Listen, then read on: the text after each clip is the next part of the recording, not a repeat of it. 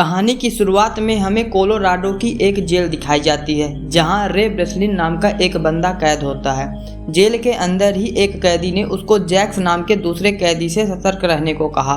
वो इसलिए क्योंकि जैक्स रे ब्रेसलिन पर अटैक करने का प्लान बना रहा था और होता भी कुछ ऐसा ही है। अगले दिन जैक्स ने रे पर हमला कर दिया, लेकिन रे ने जैक्स को बुरी तरह मारा और धराशायी कर दिया। लेकिन यहाँ पर जेल की सिक्योरिटी ने सजा के तौर पर रे को अलग चैम्बर में बंद कर दिया। इस चैम्बर की ये खासियत थी कि यहाँ पर कैदी को 24 घंटे सर्विलांस में रखा जाता था।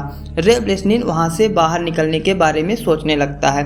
रे अनुमान लगाता है कि जेल के बेसमेंट में एक गैराज है और उस समय जेल में गार्ड की संख्या भी थोड़ी कम थी।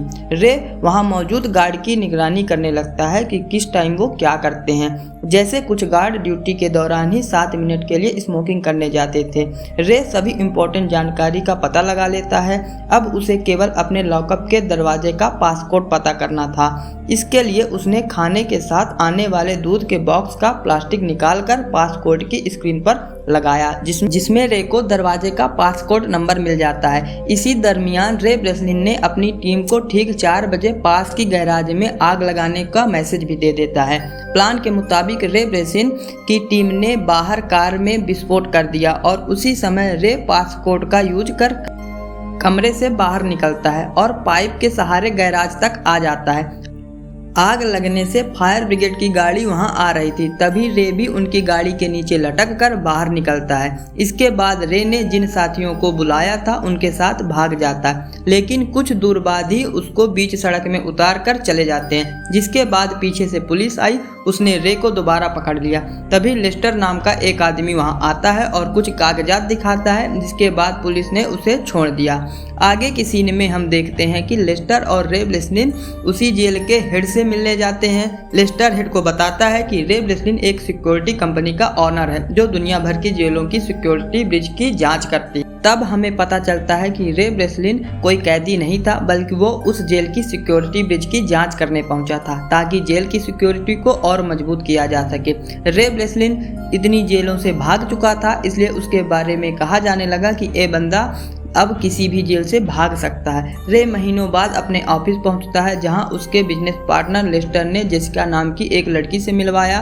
जेसिका ने रे से कहा कि वो विश्व की सबसे खुफिया और खतरनाक सिक्योरिटी वाली जेल की जांच करे, लेकिन रे के हाँ बोलने से पहले ही जेसिका ने कुछ शर्तें रख दी, जैसे कि ये जेल कहाँ है इसकी जानकारी उसकी टीम को नहीं होगी। इस जांच के लिए रे ब्रेसलिन को भारी रकम मिलने वाली थी, लेकिन रे को यहाँ कुछ सही नहीं लग रहा था। लेकिन उसका पार्टनर लेस्टर उसको समझाता है, तब रे भी राजी हो जाता है। उसके बाद रे को एक आतंकवादी की आइडेंटिटी दे जाती है जिसका नाम एंथनी होता है। रे के जाने से पहले उसके एक साथी ने उसके बाजू में एक ट्रैकर भी इंस्टॉल कर देता है, लेकिन रे जैसे ही बाहर जाता है उसे किसी ने किडनैप कर लिया और उसकी बाजू से वो निकाल कर तोड़ देते हैं। रे होश में नहीं होता। अब रे को उसी खतरनाक और खुफिया जेल में बंद कर दिया जाता है। जब उसे होश आता है तो वो एक कांचनुमा डब्बे में बंद था। वो देखता है कि उसके चारों ओर बहुत से कैदी थे। इसके बाद रे की मुलाकात जेके बॉल्डन से हुई, जिसका नाम हॉब्स था, लेकिन रे को बताया गया था कि बॉल्डन का नाम मार्स होगा। रे को कुछ गड़बड़ महसूस होने लगता है, इसलिए वो एक खास कोड बोलता है जिसको वो जेल से बाहर निकलने के लिए यूज करने वाला था, लेकिन जेल का बॉर्डर उसकी किसी भी बात पर ध्यान नहीं दिया, बल्कि उसे जेल में कैद कर दिया। बाहर रे के दोस्त उसको खोजने की पूरी कोशिश कर रहे थे। रे जेल के सिक्योरिटी गार्ड को देखता जो सेम तरह के कपड़े पहने हुए होते हैं और किसी भी कैदी को जब चाहे धुलाई कर देते थे। रे को जेल में एमिल नाम का एक आदमी मिलता है जो बताता है कि उसने कुछ नहीं किया, वो इसलिए यहाँ है क्योंकि कुछ लोगों को उसके बॉस का पता जानना है। इन सब चीज़ों से रे अंदाज़ा लगाता है कि असल में यहाँ कोई कैदी नहीं है, बल्कि सबको उसके दुश्मनों द्वारा पैसे देकर फंसाया गया है। वो यहाँ से बाहर निकलना चाहता था, इसलिए प्लान बनाकर एमिल के साथ लड़ाई करने लगता है, जिसके बाद गार्ड ने उनको एक खास सेल में बंद कर दिया जहाँ का तापमान इतना ज़्यादा था कि एक नॉर्मल इंसान उसे सहन नहीं कर सकता था। सेल के अंदर दोनों को बहुत तकलीफ होती है, जिसको कैमरे में देखकर बॉर्डन बहुत इंजॉय करता है। रे की हालत खराब होने पर एक डॉक्टर उसे देखने आता है। रे ने उससे इस जेल की लोकेशन पूछी तो उसने कुछ नहीं बताया।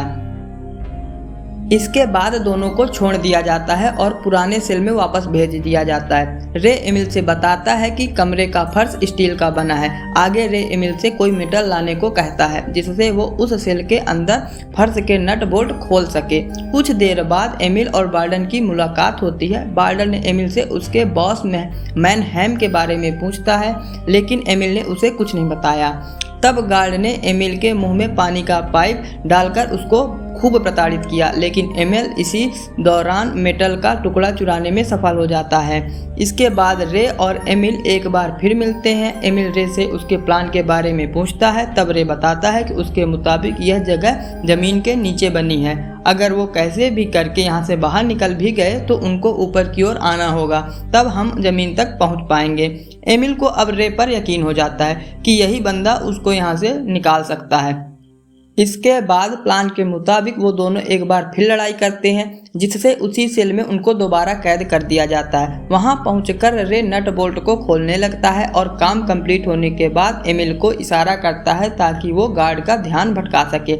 आगे एमिल जोर जोर से चिल्लाने लगता है, जिससे सब उसकी तरफ देखने लगते हैं। उधर रे कागज से अपने कैमरे को हाइड कर फ्लोर से नीचे जाता है। इसी दौरान गलती से रे से एक पाइप टूट जाती है, जिससे हर जगह पानी भर जाता है। बड़ी मेहनत के बाद रे जब ऊपर पहुंचा तो देखा कि यह जगह जमीन पर नहीं बल्कि समुद्र के बीच में एक बड़ी सी जहाज पर थी।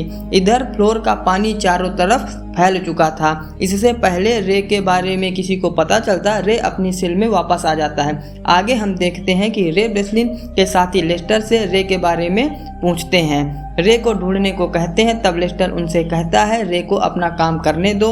उनके जाने के बाद लेस्टर ने जेल के वार्डन से बात की और रे को मरते दम तक वहीं रखने को कहता है। तब हमें पता चलता है कि लेस्टर रे को अपने रास्ते से हटाकर कंपनी का अकेला मालिक बनना चाहता था, इसलिए वो एक नकली डील करके रे को कैद करवा देता है। इन सब के बावजूद भी रे के साथियों ने हार नहीं मानी और रे को ढूंढना जारी रखा। इसी दौरान उनको एक गैर कानूनी जेल के बारे में पता चलता है, जिसमें गैर कानूनी तरीके से किसी को भी कैद कर लिया जाता था, लेकिन इस जेल की लोकेशन के बारे में किसी को पता नहीं होता। उधर रे और एमिल बाहर निकलने की कोशिश में लगे हुए थे। अब उन्हें ये पता करना था कि वो दुनिया के किस कोने में कैद हैं। ये जानने के लिए रे ने डॉक्टर से मदद मांगी, लेकिन उसने कुछ भी नहीं बताया। खैर, रे ने वहाँ से एक मोटा कागज चुरा लिया और जुगाड़ से एक ऐसी डिवाइस बनाया जिससे जहाज की लोकेशन के बारे में पता लगाया जा सके, लेकिन इसके लिए खुले आसमान पर जाना होगा। इसके लिए रे ने जावेद नाम के एक कैदी से हेल्प मांगी। आगे हम देखते हैं कि जावेद जेल के वार्डन का जासूस बनने को तैयार हो जाता है, लेकिन इसके लिए एक शर्त रखता है। वो खुले आसमान के नीचे नमाज अदा करना चाहता था। वार्डन को रे के प्लान के बारे में जरा भी भनक नहीं थी। उसने जावेद को शिप के ऊपर जाने की इजाज़त दे दी। जावेद ऊपर जाकर नमाज पढ़ने के दौरान ही उस डिवाइस की मदद से शिप के लोकेशन पॉइंट का पता किया। इसके बाद रे ने अनुमान लगाया कि वो मोरक्को के पास अटलांटिक महासागर में है। रे एमिल से कहता है हमें यहाँ से निकालने के लिए बाहर एक टीम की जरूरत पड़ेगी। तब एमिल बताता है कि उसका एक दोस्त मोरक्को के पास ही रहता है, अगर उस तक मैसेज पहुँच जाए तो वो ज़रूर उनकी मदद करने आएगा। इसके बाद रे एक बार फिर उसी डॉक्टर से मिलता है और इस बार नैतिकता का पाठ पढ़ाकर उसे हेल्प करने के लिए मना लेता है। उसी रात डॉक्टर ने एमिल के दोस्त को ईमेल के द्वारा उस जेल का पता दिया। अब वो दिन आ चुका था जब वो दोनों वहां से भागने वाले थे। इधर जावेद ने जेल के वार्डन को झूठी खबर दी कि ब्लॉक ए में लड़ाई होने वाली है। इतना सुनते ही वार्डन ने सारे गार्ड को ब्लॉक ए में भेज दिया। रे और एमिल ने मौका देखकर वहां लड़ाई शुरू कर दी। अब सारे कैदी एक दूसरे पर टूट पड़ते हैं। तभी रे एमिल और जावेद के साथ शिप के ऊपर की तरफ भागने लगते हैं। ये सब वार्डन देख रहा था, इसलिए वो शिप पर लॉकडाउन लगा देता है। अब इसे ऊपर जाने के सारे दरवाजे बंद हो जाते हैं, इसलिए मजबूरन उन्हें वापस लौटना पड़ता है। उधर एमिल का दोस्त अपने आदमियों के साथ हेलीकॉप्टर से उनको लेने आ चुका होता है। तभी नीचे गार्ड्स और कैदियों के बीच खतरनाक गोलीबारी चल रही थी। इन सब में जावेद को गोली लग जाती है। रे ने कंट्रोल रूम में जाकर सारी लाइट्स ऑफ कर दी। रे ने एमिल को जावेद का ख्याल रखने को कहकर दरवाजा खोलने के लिए आगे जाता है, लेकिन जावेद की हालत बहुत खराब हो चुकी थी, इसलिए जावेद ने एमिल को भी आगे जाने को कहता है। मजबूरी में एमिल को भी वहां से भागना पड़ा। उसके बाद गार्ड्स ने जावेद को गोलियों से भून डाला। इधर एमिल शिप के ऊपर तक आने में सफल हो जाता है और अपने दोस्त के हेलीकॉप्टर तक पहुंच जाता है। तभी उसका पीछा करते हुए जेल के गार्ड वहां आ जाते हैं।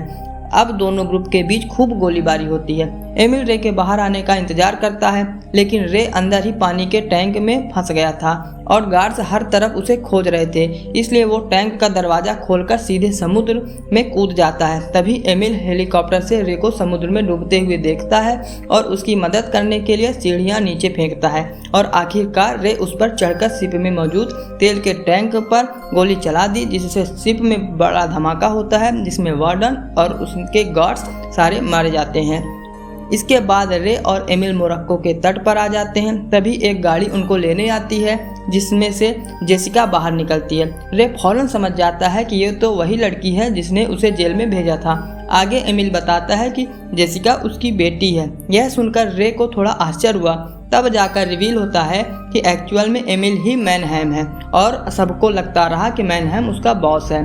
उसने अपनी असलियत इसलिए छुपा कर रखी थी ताकि उसके दुश्मन उसे मार न दें। आगे जेसिका बताती है कि वो अपने पिता को जेल से निकालना चाहती थी, इसलिए रे को उस जेल में फंसाया था। जेसिका ने लेस्टर की भी सच्चाई रे से बता दी कि कैसे वो धोखा देकर जेल के वार्डन के साथ मिलकर रे को तबाह करना चाहता था। लेस्टर को जैसे ही पता चलता है कि रे वहां से भाग निकला है, वो तुरंत ही भागने लगता है, लेकिन रे के एक साथी ने उस पर हमला कर दिया, जिससे लेस्टर बेहोश हो जाता है और जब होश में आता है तो खुद को अपनी गाड़ी में पाता है, लेकिन इस बात से अनजान होता है कि वो बहुत से डब्बों के बीच एक जहाज में होता है। इसी के साथ इस मूवी का अंत हो जाता है। वीडियो अच्छी लगी हो तो एक लाइक करके चैनल को सब्सक्राइब जरूर कर लेना। धन्यवाद।